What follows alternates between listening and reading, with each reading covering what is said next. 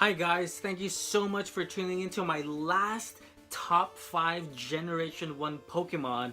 And if you've lost count already, or lost track, this is going to be dealing with Ice types. The super rare type of Pokemon in Generation 1. Second, third, I guess, to Ghost and Dragon type. Um, Ice types are really awesome because they're extremely rare and they have an interesting design to them that you wouldn't normally suspect with them. But I hope you guys will enjoy this list as it's my last top 5 type Pokemon for Generation 1. I think it's going to be really cool, guys. Thank you again for watching. And if you haven't already, please smash that like button, share it with your friends. And if you haven't already, subscribe to this channel, man. It helps so much and it motivates me more to do these Pokemon lists. And I love you guys so much for all the support you've done so far. And with that, let's begin. Alright, so coming up at number 5 is going to be Jinx. Jinx is number 5 because it's kind of the creepiest Pokemon to me, in a sense. Jinx has a very troubled history in real life as well as in the game, and I guess anime, because when it was first introduced and Pokemon was being widespread, it kind of caused a lot of controversy simply because it looked like a racially derogatory type Pokemon, I guess.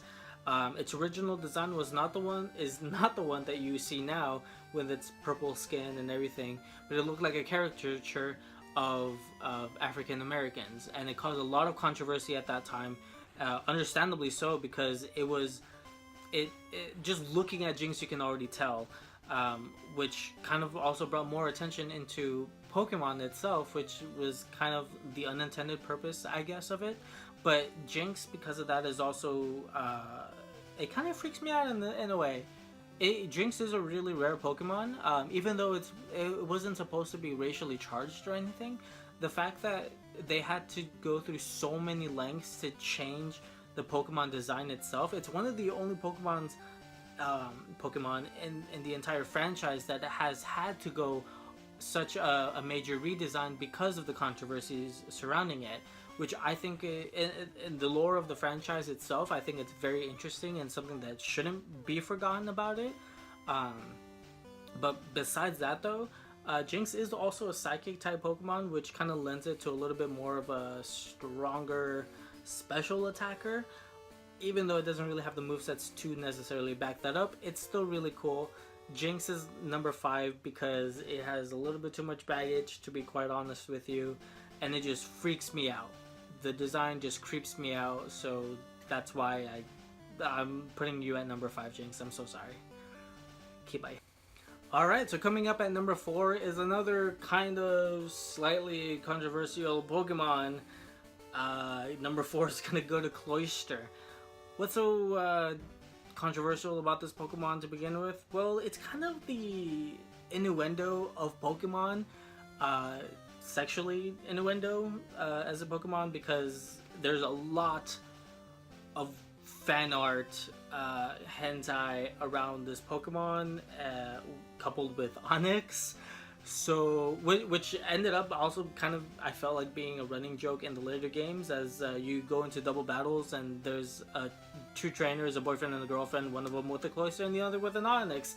Who knew Nintendo and Game Freak could be a little bit dirty? But that's kind of the whole thing with it. Cloyster, on the other hand, though, is still a really cool Pokemon. Its defenses are off the chart, almost as good as Onix, I feel. Cloyster is the very defensive Pokemon. It has kind of decent attack. I wouldn't bank all of it on its attack, but it is still really good. It'll get the job done with it, but I wouldn't recommend Cloyster to be your frontliner, if anything. Cloyster is more of a stall game. Use it to its strengths, not its weaknesses. Cloyster does have a pretty cool design that's not connected with the innuendo stuff.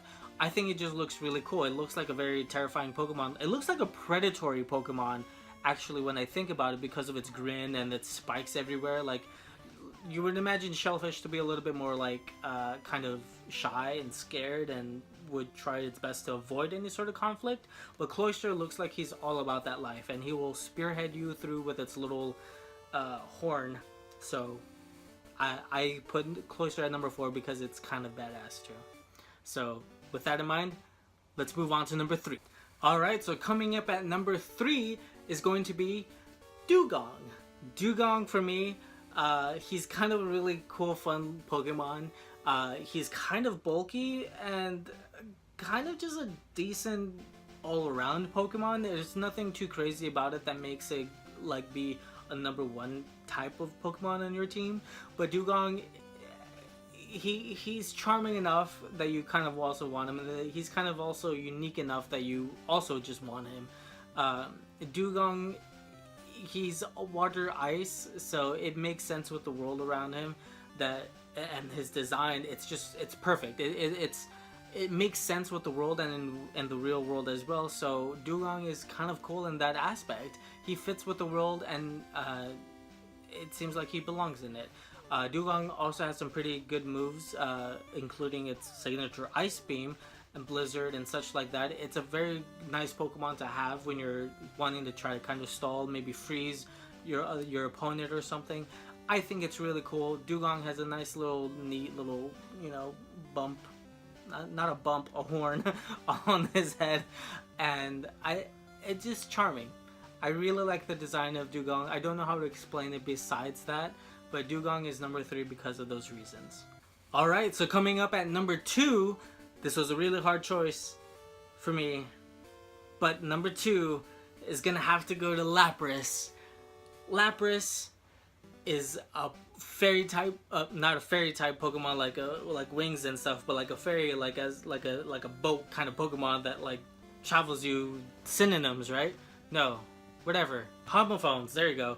Lapras is a really cool Pokemon introduced during the Orange Islands arc in the anime. Lapras has always been known as the caring, seafaring Pokemon that's loyal and dependable, and it's kind of the poster child for a surf. Whenever you need to actually surf anywhere, it's always the icon of Lapras. Lapras is always going to be stuck in your mind as the surfing type Pokemon that you use, because that's basically what it's built for. That's basically what the design for it was intended to be, as well as a kind of a play on the Loch Ness Monster kind of stuff, which is really kind of cool considering the lore with that. Lapras is a very bulky Pokemon. It will survive the hits. It has so much HP with a decent enough bulk and special to kind of back it up as well, to take a few hits and also deal him back a bit. Surprisingly, it's not that fast. It's kind of more of like just like a kind of chill swimmer in a sense. It's not like a let's get from point A to point B in like a split second kind of Pokemon. It likes to chill, but it's also a really cool Pokemon because it's kind of been hunted down as well as almost to extinction because of the beauty of it, the rarity of it, and the usefulness of it. Lapras is a really cool Pokemon. I love the design for Lapras. It makes me calm whenever I see it, and whenever like it's in my party. It's a very soothing Pokemon, and just kind of the nostalgic behind Lapras and what the story arc was for Lapras in the anime was. It's kind of the reason why it's number 2 on my list. And with that, yeah, that's basically it, Lapras. You're number 2. I'm so sorry. It was a tough decision between you and this next Pokemon. And with that, let's get to the last Pokemon because I can't think about this anymore. Alright, number 1. And I hope you guys will understand why this Pokemon is number 1 and not Lapras. But my number 1 Ice-type Pokemon is Articuno. Articuno is one of the most awesome legendary bird-type Pokemon in the game. And I have this thing about not ever really wanting to put any legendary Pokemon or really OP Pokemon up on my number 1 spot because it seems too easy. Sure, they're legendary and they're mythic and they have all of this lore behind it and amazing moves and stats behind it, and I feel like it's way too easy, but I had to make an exception for Articuno simply because it was my first legendary that I've ever caught while I was playing. It was the first one I ever ran into. I always forgot about where Zapdos was, where Moltres was, because you had to do a little bit more work to get it, but not so much work that it was like, oh, it's mystifying, it's all blah blah blah, you know.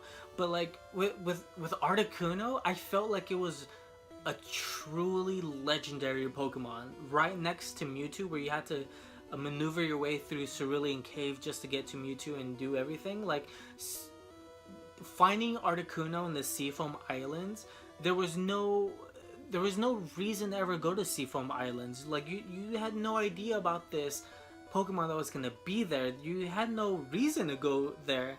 But if for those of you that did, that went through the little mazes and put the boulders up in the right space, and you surfed all the way up, and you found the correct route, you were rewarded with this majestic looking Pokemon secluded inside of this island.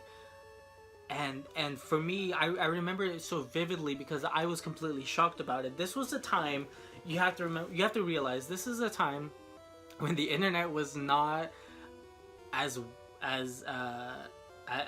widespread or as useful as it is today.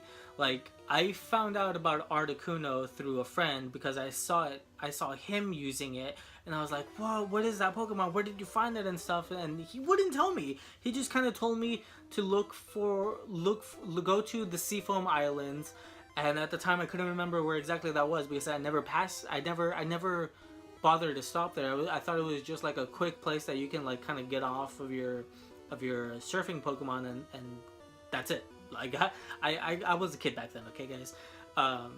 But I spent hours going there, and tragically once I did find it, I didn't catch it.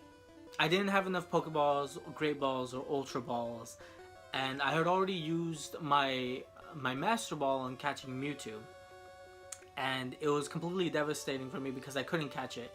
And I'm just gonna admit, I was really stupid at the time. I didn't even save beforehand because I was so excited about finally finding this Pokemon, and I had to go through this playthrough without catching Articuno. But on the second playthrough, I totally did it, and I totally got him, and I was super proud of myself. And like stat-wise, Articuno is amazing. He has great special attack and defense. He has great movesets to follow up with that. His speed is the second fastest of the ice types, which is really cool. It has flying, so that helps it quite a lot with resistances. Although it is an ice type, it's not completely it's immune to ground and stuff. But with ice type, it does have a little bit more weaknesses and stuff, but it kind of negates the fighting weakness that it has because it's flying. Although Articuno is ×4 weak to rock and stuff, it's still really cool because most likely, because of Articuno's speed and power, you're gonna knock out that rock type Pokemon before he even has a chance to do anything to you. Articuno is one of the best designed Pokemon in my opinion, and a fun tip, if you don't know already, the three legendary birds, Articuno, Zapdos, Moltres, they're all 1, 2, 3. Articuno, Uno, Zapdos, Dos, and all that kind of stuff. It's the first legendary Pokemon, which I thought was really cool, of the legendary birds, which I just thought was really cool as well. I didn't even realize this until I got older and stuff, and I read it somewhere. And I just think it's super cool. Articuno has one of the best designs in the game, and I really appreciate it for all the memories that I had with it. And that's why Articuno is going to be my #1, first time ever, I think, legendary Pokemon on my lists. And with that, guys, we're pretty much done. I've covered all of the top 5 Gen 1 types for me and Generation 1. I do have one more video that I want to do before I move on to Generation 2, and that's going to be my top Gen 1 Pokemon. Not types, not anything, but my Pokemon, the one that I have on my team the entire playthroughs of my game, the Pokemon that I absolutely love so much that they will always be on my team when I play this game. I want to do that list for you guys before I do my Generation 2. And yeah, I hope you guys enjoyed this video. If you haven't already, please like, share, and subscribe. It means a lot to me. Let me know what your favorite type Pokemon in the description are. I find it really interesting when I see your guys' reactions to these, as well as your opinions on which Pokemon you would have instead of the ones that I chose. So with that in mind, thank you so much again for watching, guys. I'll see you in my very last video whenever I get around to it. I want to be very specific about this next list because it's my last Generation 1 list. So with that in mind, thank you again, guys, for watching. I'll see you on my last video. Chief out.